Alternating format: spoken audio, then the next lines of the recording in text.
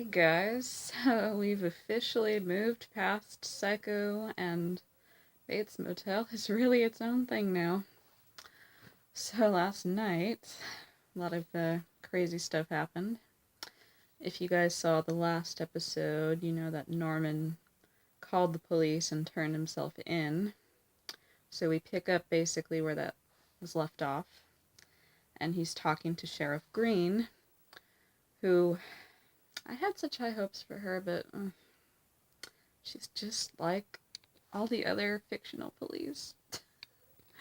Anyway, so basically, he's confessing to killing Sam Loomis, and eventually, when they get to the interrogation room, she's not buying it. She's not buying the truth.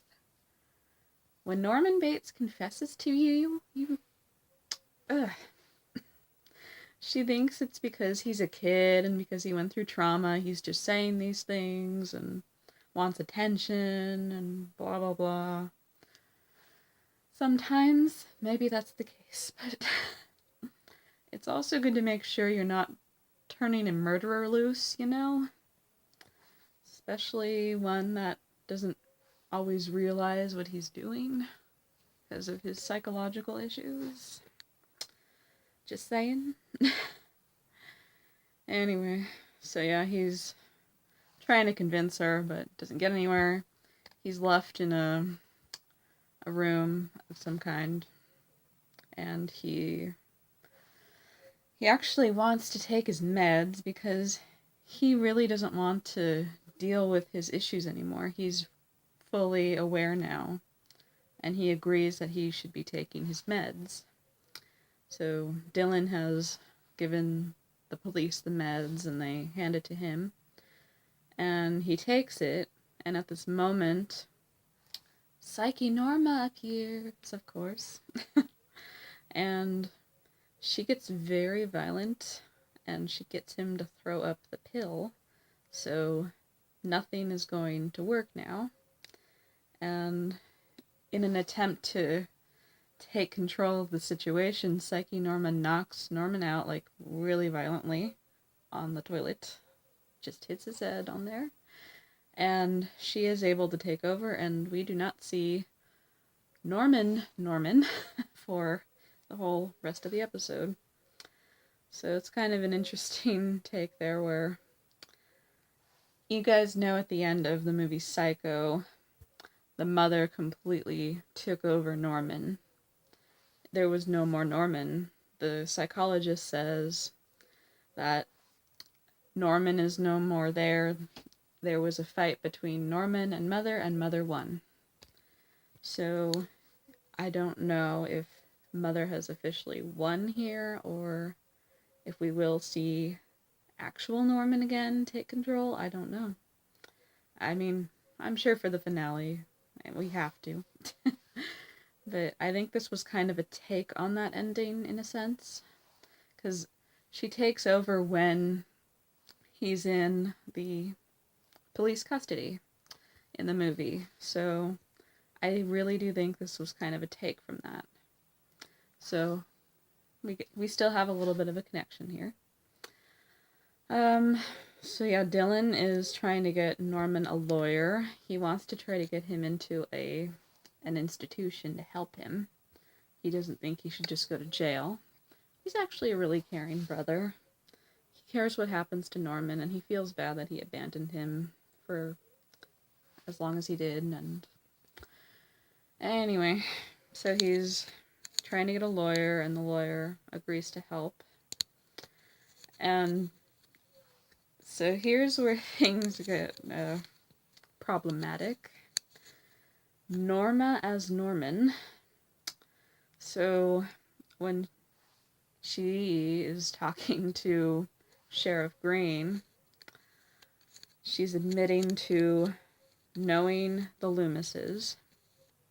And at this point, where we know that she's gonna frame somebody, I actually didn't guess who she was gonna frame. I guessed everybody but this one person. She frames Madeline, because unfortunately, her story would kind of align with potential murderer. Her husband cheated on her, he left, so she would have a motive, in a sense. So Norma finds it easy to pin it on her. And it actually is a convincing story. However, when Sheriff Green is talking to Madeline, she tells her that her husband is dead, and they don't really know for sure that he's dead because they haven't found the body yet. And she still doesn't believe Norman. And she actually doesn't question Madeline about motives for murder. She actually doesn't go into that, which I thought was interesting, because I really thought she was gonna believe Norman. But thankfully she did not.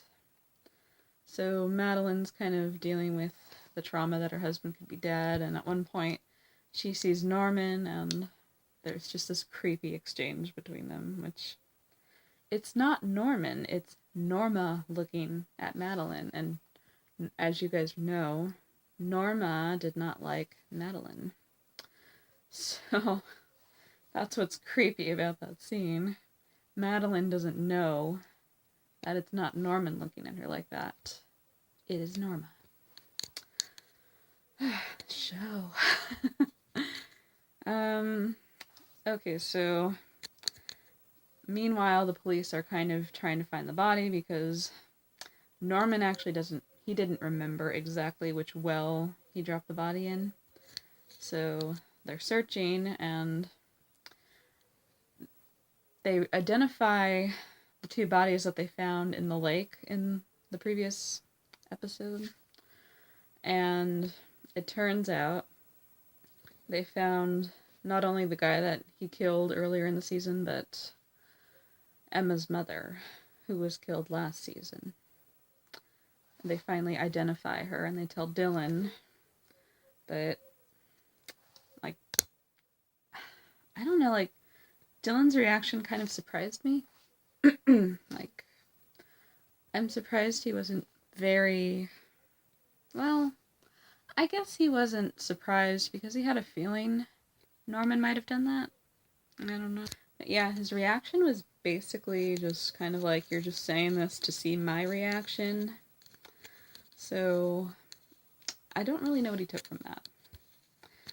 Anyway, at one point he does call Emma and he tells her what's going on, and I can't remember, I think that was before he found out about Audrey, but I'm not sure. The chain of events sometimes gets mixed up. But, yeah, he's being honest with her that Norman has been arrested, and he doesn't know when he's going to get home to her, but he really wants to. I really hope he doesn't die, because he has a wife and a child, and I feel like that would be really cruel to kill him off. I don't know what they're going to do, but I hope he lives. So another interesting storyline. We see Romero. He manages to get the gun from Maggie, who had taken it in the last episode, and he is off to Bates Motel. So he gets there, and this was actually a really sad scene. Like, I actually got really teary-eyed. He gets up to the house, and he starts seeing visions of Norma, not like Norman does, but like ghostly visions, like memories. He sees her walking up the stairs, and he sees her sitting at her vanity, and it actually was really, like, a sad scene. Because we've already confirmed that he really did love her, but I feel like you really see in this scene how much it's affected him. Like, he really, really had genuine feelings for her. And it's so sad when you know that Norma died thinking that he didn't love her. Oops. I swear, every time I'm doing these videos, a random number calls me. I don't know what that means. Anyway, so back to Romero. yeah, his feelings are very genuine, and like, it's so sad because you don't really want him to go down the wrong path trying to kill Norman, but at the same time you understand how he feels. So it's a little conflicting there. But yeah, it was, God, that scene. And the music just adds to it, and it's like, what are you doing to us? So he eventually falls asleep in the house, and here's an interesting scene that happens. He starts hearing Norman's voice. I really couldn't figure out what that was, because I didn't think Norman got out of police custody all of a sudden. So I'm trying to think, is he having like a dream or a vision of Norman being there? I didn't know. He eventually gets down. I believe he got down to the basement. My screen is so dark I cannot see anything.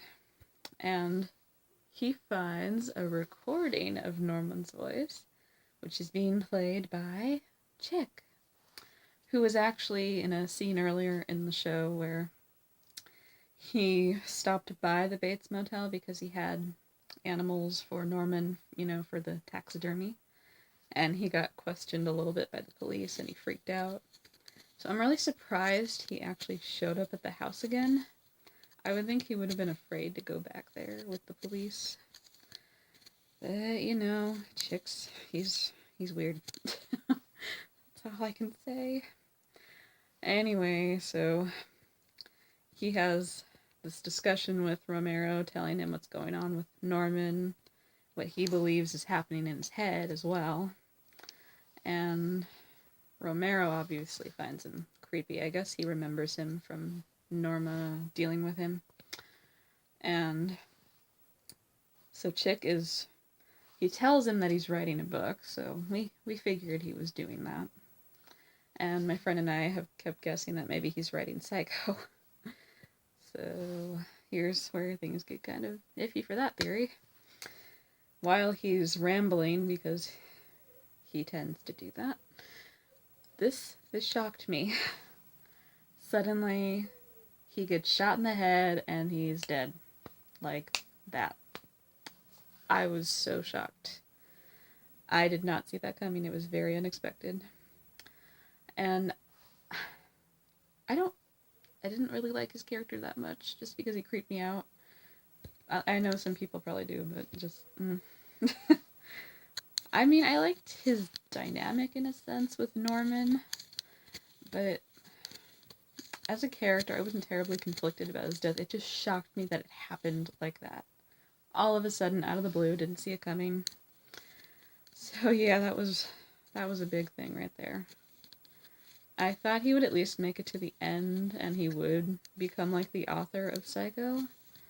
I don't know if his book will be published like post his death, or I'm not sure exactly, but it'll be interesting to see.